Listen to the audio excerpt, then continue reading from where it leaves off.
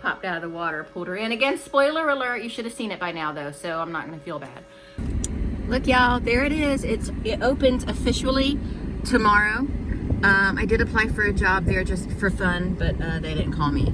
And right over there, I don't know if you can see that, it's just a bunch of cars. That's the COVID testing site for Jacksonville, one of them. And Spirit Halloween, so we're gonna go there tomorrow, even though they're never completely set up on the first day, which I think it should be, but whatever. I know that there is a Spirit Halloween about 20 miles away that is open today, and after I take Marshall to work, we may stop there.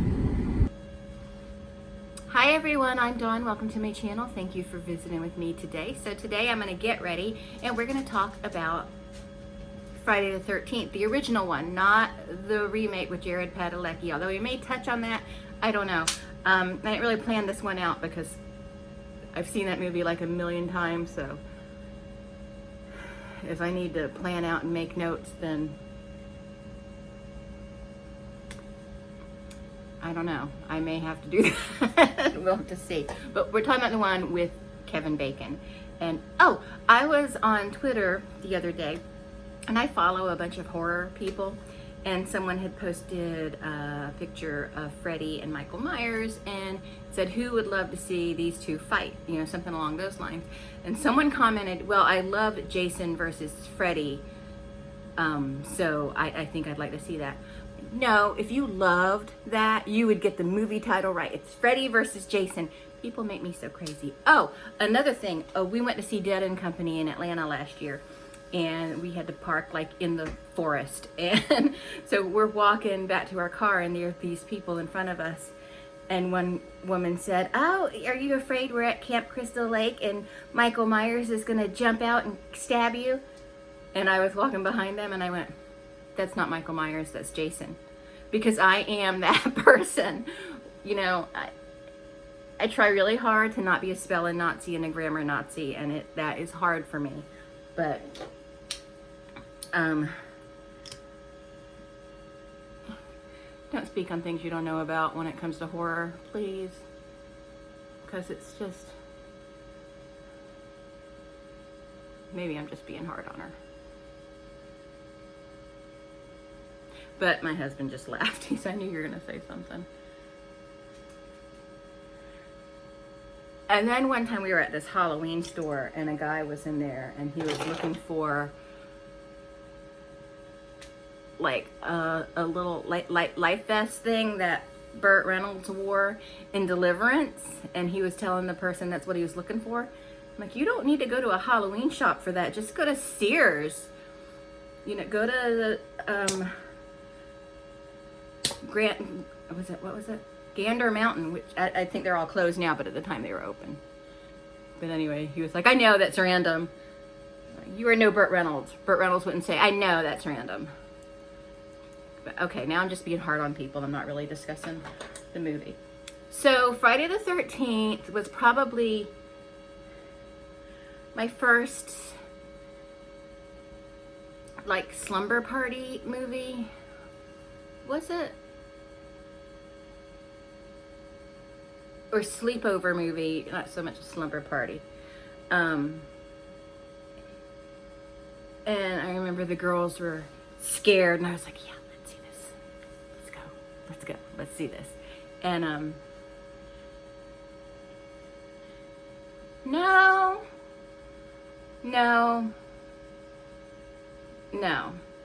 Friday the 13th, the first time I saw it, I watched it with my mom. That's right, because we had just gotten cable. And, yeah, that's right. It was with my mom. Okay, so let me get to the whole point of the video. So I saw Friday the 13th with my mom when we first got cable. And I know I've talked about my mom in the past, that relationship wasn't perfect, but that was one thing me and her had in common was horror. And I wouldn't ask my girlfriends or anybody to watch a horror movie with me. I would be, Mom, we got it. And we moved right across the street from a Blockbuster when they first opened. And so it was like every weekend, horror movies. And I think my mom loved it because she was controlling and she didn't want me to go anywhere. And as long as there were horror movies to watch, I was sitting at home watching horror movies. You know? And I had people that were like, I don't understand how you can do that, blah, blah, blah. It's evil. Like, well, yeah, but those same people, when we grew up, the people that said watching horror movies was evil and stuff, one person in particular,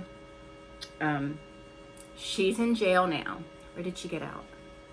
I don't remember, but she was having sex with her 14-year-old son's friends. But watching horror movies is evil. Maybe she thinks that I caused her to behave that way because I watched horror movies. I don't know. But anyway, so Friday the 13th was probably my introduction to the slasher film. And that subgenre of horror is still near and dear to my heart. It's still like probably my favorite subgenre. And I know it's grotesque, it's, you know, mean or whatever, you know, you shouldn't go around slashing people. But I think that Friday the 13th, even though Halloween had already come out in 1978, I believe that Friday the 13th really kind of laid the groundwork for the 80s slasher. There was an earlier movie called The Burning, which was very similar to Friday the 13th, and took place at a camp, blah, blah, blah. Holly Hunter was in it, Jason Alexander was in it, but that movie did not gain the traction that Friday the 13th did. And that story, I really believe that the Friday the 13th story was what drew people in, because yeah, it was a low budget, not the greatest acting in the world type of movie, but the story was something that I feel is kind of relatable. Like, you know, this woman, spoiler alert, I mean, it's a spoiler alert, but if you haven't seen the original Friday the 13th and you're watching this, I don't know what to tell you, man. You should have watched it already. But, so, this woman, you know, her son drowns because camp counselors are canoodling, and so she's upset. And in her mind, she's going after the people that caused him to die. So years and years later, after he drowned, they're trying to open the camp again, and she goes and she starts eliminating these people. But in her mind, she's eliminating the people responsible for her son's death. And it's a grieving mother story at its heart. And I think because that is something that we're not all grieving mothers or grieving parents. I'm not going to exclude fathers, because I know fathers, you know, they love their children too. And a grieving parent, we're not all grieving parents, but as a parent, even if you're just a parent of a cat or a dog, or care about someone, you know, you may not understand loss yet, but you know how you would probably feel or react, and so you sympathize with Pamela. So in a sense, the story is relatable because on one hand, yeah, she needs to be punished, she needs to be stopped, but on another hand, we feel her pain. Am I making any sense to you? Like, we understand, we get it. It's her, to not sound like a scholar, her journey was very much relatable. Like, we could enter her headspace and understand why she did these things. So, and you know, after Friday the 13th came out, people were outraged and mad about it, and like one of them, Siskel or Ebert, I don't know which one, got really upset about it and everything. But like, I don't think you understand. It's a horror movie. It's gonna be offensive and terrible, and you're not, you know, it's not a happy-go-lucky film, Siskel or Ebert. I don't know which one. It's not. I don't know what people are expecting when they're going to see a horror movie called Friday the 13th. Oh, I was going into Family Dollar yesterday, ew. And there were these two young girls walking in, and they had, you know, shirts, shorts, and shoes on. They were dressed, you know, like people going someplace in Florida. And all their nibbly bits were covered. But there were these two female things outside of the Family Dollar, and the only thing that was covered on them were things that had to legally be covered. And like I said on my Facebook, if you're on my Facebook, I'm not sexy shaming anyone, but they were making fun of these girls. I'm like, when did modesty become grotesque? You know what I mean? And they were like, where are you going, to church? And their teeth are rotting out and stuff. And the one girl, I was so proud. She said, no, where are you going? To work? Okay, anyway, I thought that was a good one. So Friday the 13th, I was very young when I saw it, maybe 12 or 13 years old. And I don't know how, I'm not really sure how old I was, because I believe part 2 had already come out when I had initially seen it, because I think we watched Friday the 13th, and then right after it, Friday the 13th part 2 was on. And I believe I had heard about it, you know, from older siblings of friends and stuff, but I didn't really see it, you know. And part of me at the end, I was kind of disappointed to find out it was the mom doing this, because I'm like, well, yeah, a mom killing someone, you know, killing people because she thinks they're responsible for her kid's death, of course, you know. And so that like became less scary to me, you know. I thought, well, that's just not scary, you know. And so it's not kind of like, yeah, it lost something for me at that point. But then Alice goes out on the boat and we don't know to this day, was it a dream or did that really happen? Because Jason popped out of the water, pulled her in. Again, spoiler alert, you should have seen it by now though, so I'm not going to feel bad. But he looked like a child, but he would have been older had he not actually drowned. So we don't know if that was a dream sequence or if that actually happened, I guess. Maybe I'll look into that further. I like to think that it wasn't her dreaming, that it did happen. But again, there I go. I did the thing that makes me mad when other people do it. But Jason, I want to believe that was really Jason pulling her in the water.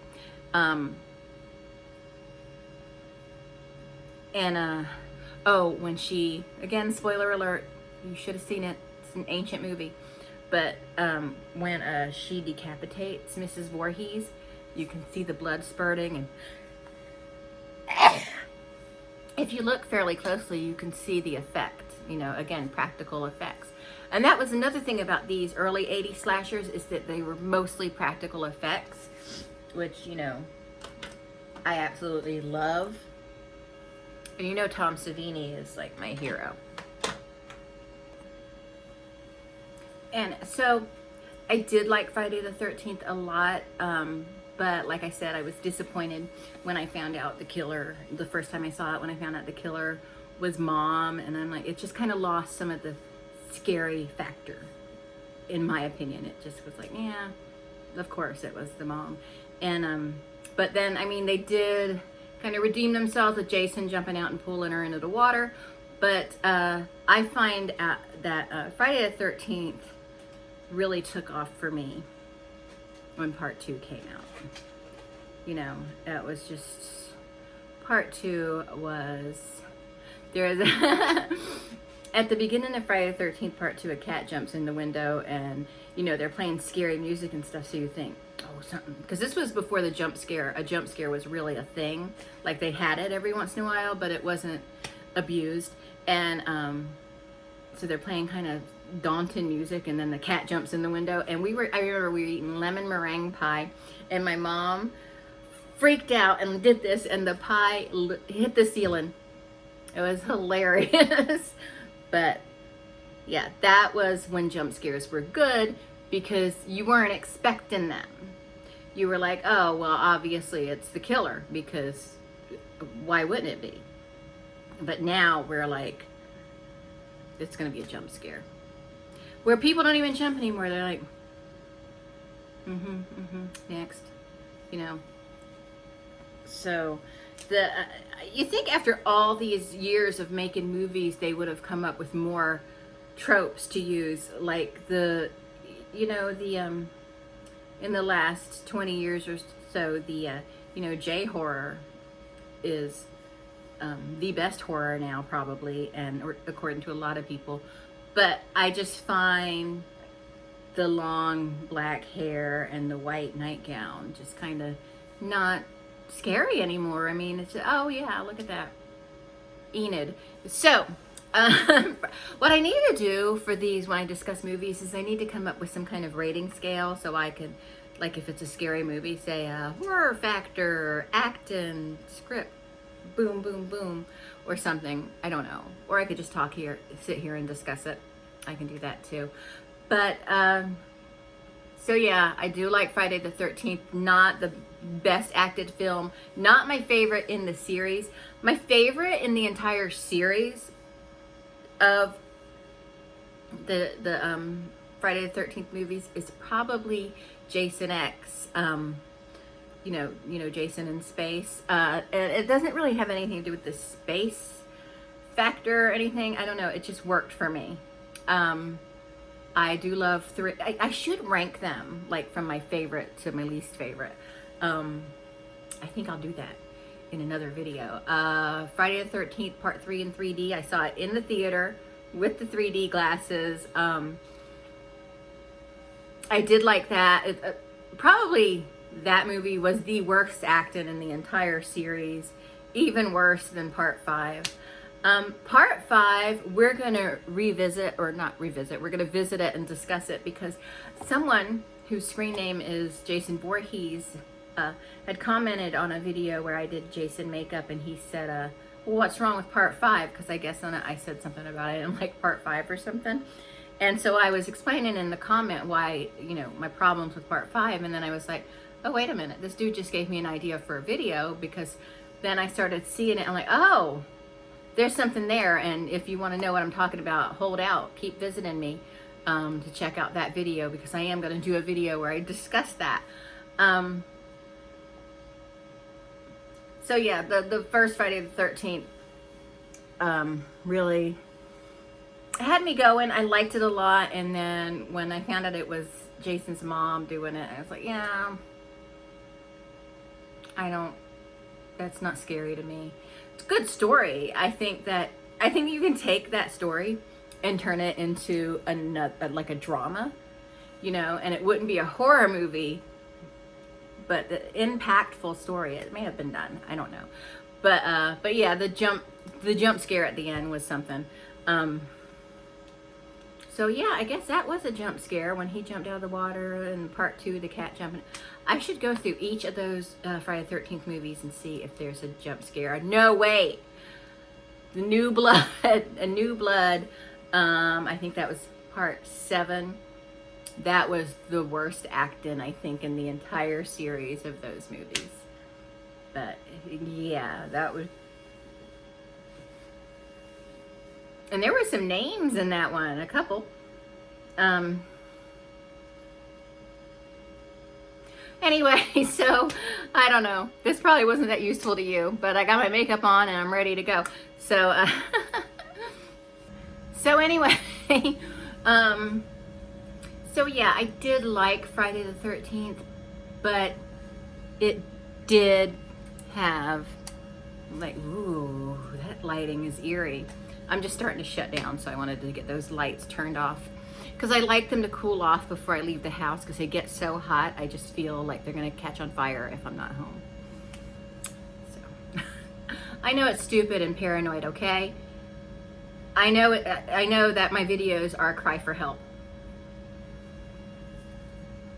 So anyway, I feel like there are definitely better movies in the Friday the 13th series.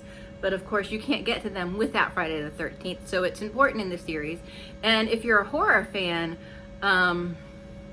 or if you are into film at all, you have to acknowledge that horror is a very important genre, because there's a lot of people who participate in the film industry but only involve themselves with horror. And so people who say it's disgusting and it's a terrible genre and it shouldn't exist and all that, I don't think people really say that so much anymore. But it's important. Any genre that a large audience is drawn to is important. Like, I hate superhero films. I hate them. But I definitely see the value they bring to the movie industry. You know, I think they're important movies. Like, people say important. What do you mean by important? They're just movies. Well, what we're saying is they're important to that genre, that you know, industry.